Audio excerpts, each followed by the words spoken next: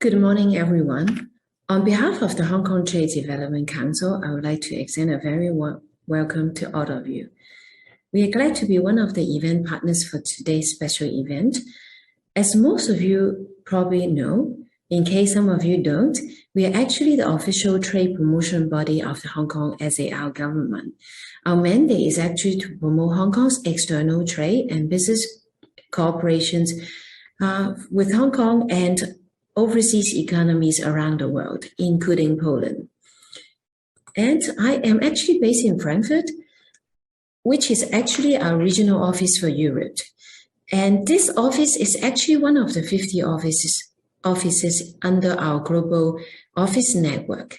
And our altogether 50 offices are here to help business on the ground to connect with Hong Kong.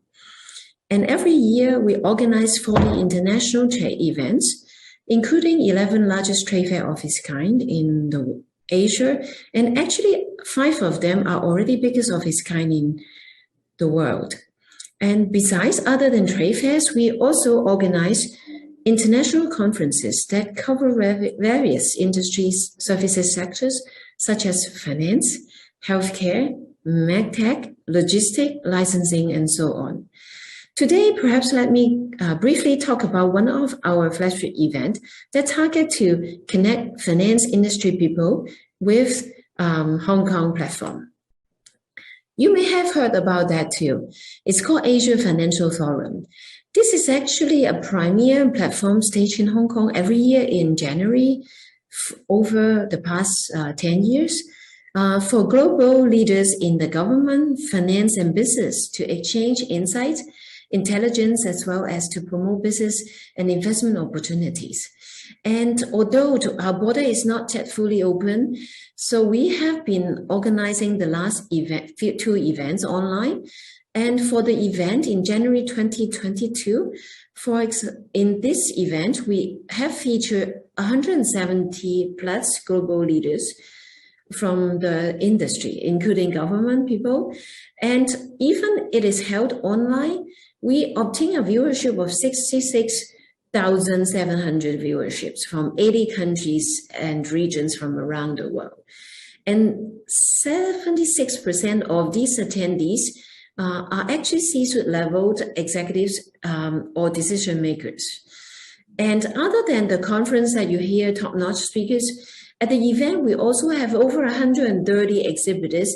They are either fintech, startups, or investment agencies.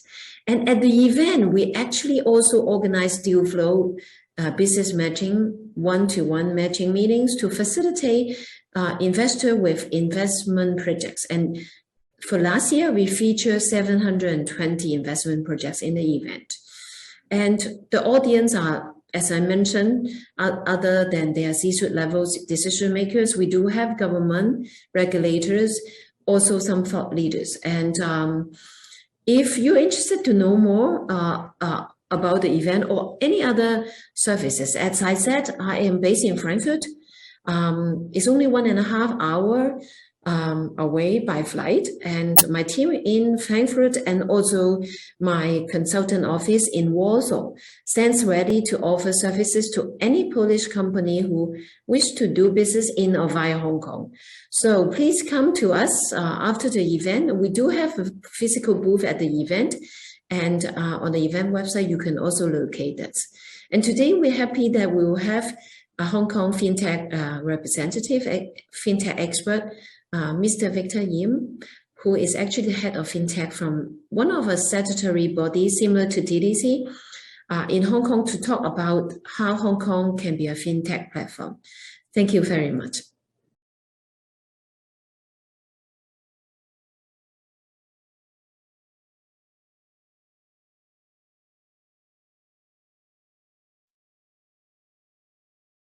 Good morning, good afternoon, ladies and gentlemen.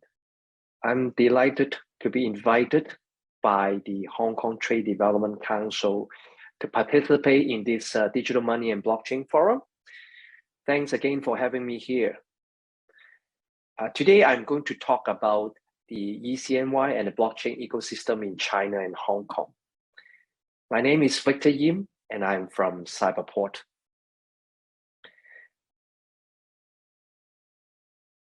So first of all, let me introduce Cyberport a little bit. So it is one of the 2 incubation hubs in Hong Kong, whereas we focus in digital technology, the application of digital technology to create a key economic driver for Hong Kong. And I'm the head of Fintech, responsible for one of the most mature verticals or cluster within the Cyberport startup ecosystem. So in our community, we have roughly 400 fintech companies as of last month, which compose of different verticals, including wealth tech, insure tech, pay tech, digital asset and currency, and others. And apart from supporting the fintech startup ecosystem, we also work closely with government agency, supporting some of their funding schemes, such as the POC scheme, as well as the FAST program, which helped to create jobs for fintechs. Our fintech ecosystem also have global recognition. For example, we have won the major fintech award within the Hong Kong ICT Awards 2020 and 2021. In our ecosystem, we also have 3 virtual insurers and 2 virtual banks. So let's jump into today's topics. Let's take a look at the overall landscape of the China fintech, of the China blockchain and digital currency ecosystem. So China basically banned all crypto-related activity, but drew a clear line between crypto and blockchain technology to regulate them separately. In December 2016, the State Council of China issued the 13th 5-year National Informationization Plan, which includes blockchain technology as part of the National Information Plan, marking the beginning of Central Committee and the State Council promoting blockchain technology and the development of blockchain application. At the end of 2017, upon the approval of the State Council, the PBOC began to work with commercial institutions in developing and testing digital fiat currency, e-CNY. Following the principle of being steady, secure, managed, innovative, and practical, the PBOC has launched e-CNY pilots in Shenzhen, Suzhou, and other cities, and as well as the 2022 Beijing Winter Olympics since the end of 2019. In 2019, China blockchain industry received a significant endorsement from the Chinese government. According to Cyberspace Administration of China, CAC, blockchain regulations released on July 2019, blockchain platforms are required to implement real-time registration for user via national ID or telephone number, censor content, and store users' data.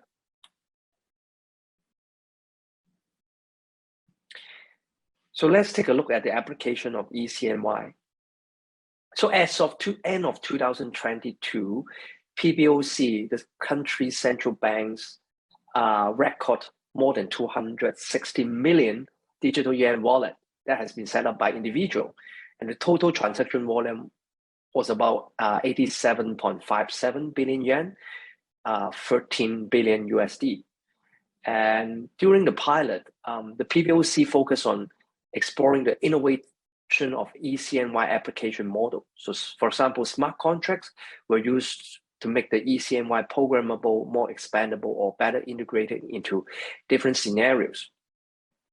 Through collaboration with selected mobile phone producer, the PBOC studied due offline payment and other innovation on mobile devices. Smartphone-free hardware wallet based on smart visual cards were tested in an effort to bridge the digital divide. Also, to make the winter game technology savvy, innovative scenarios were deployed on a trial basis in the premises of the Beijing Organizing Committee for the 2022 Olympic Games, such as unmanned vending carts, automatic vending machine, and unattended supermarket. Wearable devices were developed, such as globes, badges, and Olympic uniform with payment functions. And I also want to talk about the smart contract use cases of e-CNY, which is really the power of the digital currency. So first of all, there's an interesting use case of digital renminbi smart student ID card in Hainan, Hainan provinces. So because smartphones are banned for lower and middle school in China, in this case study, the ID card is a mobile SIM with a specific feature phone with multiple functions beyond payment. It's developed by ICBC in conjunction with China Mobile. So the phone support NFC for payment, as well as using GPS to enable the eye tracking of the child's location. For payment, the child can use a card on the school's campus, but the school can also authorize it to be used with a list of off-campus merchants. Parents get access to view the child's payment made by the card, and they can also top up the digital currency balance remotely. At the end of the age spectrum, one of the first applications developed for digital yuan was the digital currency at senior care facilities. Another new application is actually the prepaid merchant in Hainan Free Trade Port. And in Shenzhen, actually, there is a new digital yuan platform that is the pilot of a prepaid e-CNY application.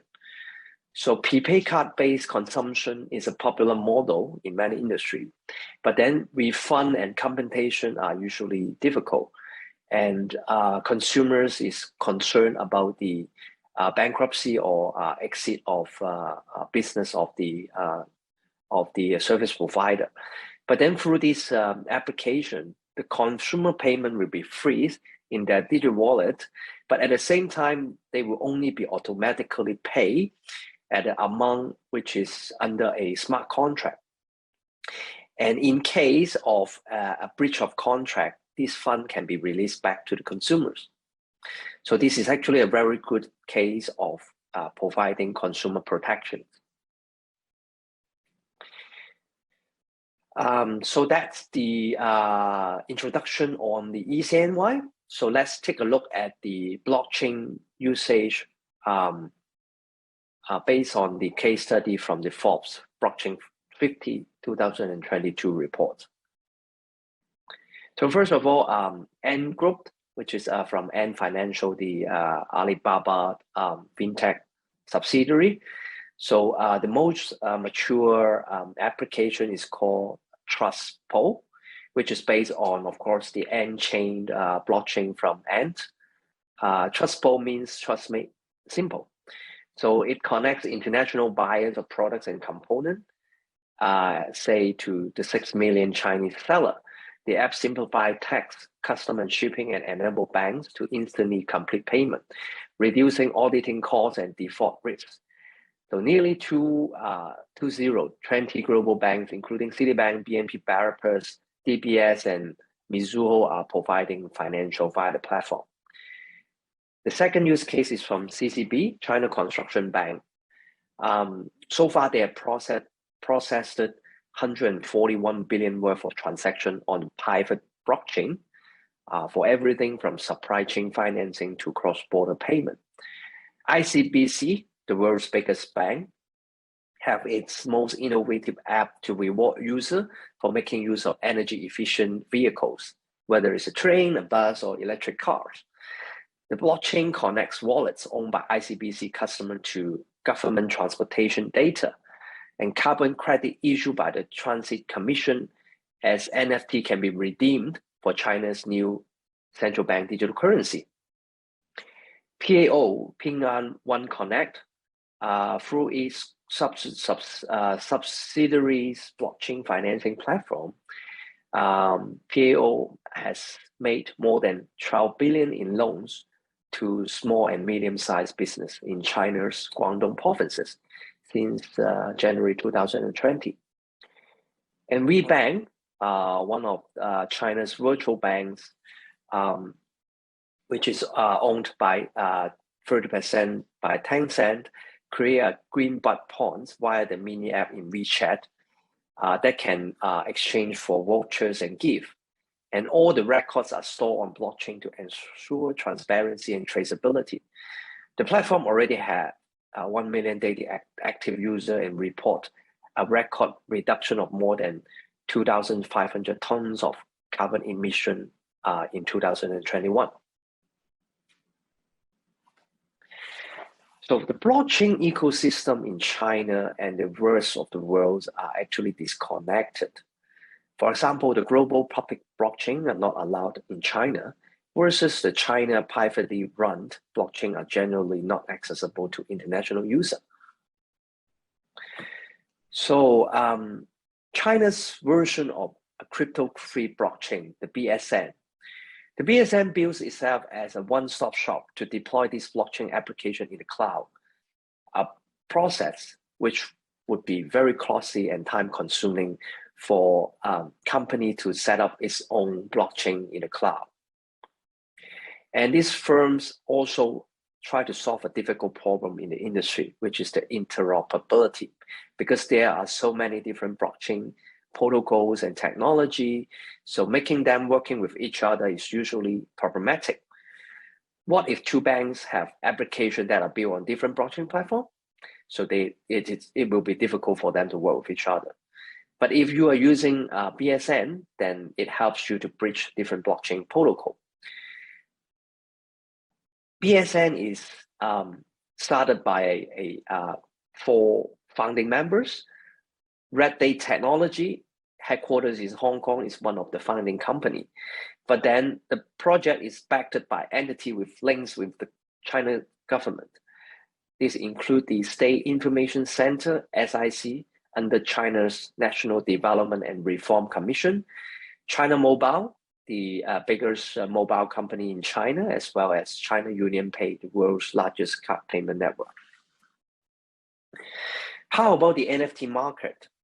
So in mid-April, a group of industry associations in China actually issued a warning against the potential financial risks of NFT. So they recommended NFT must not be traded with cryptocurrency.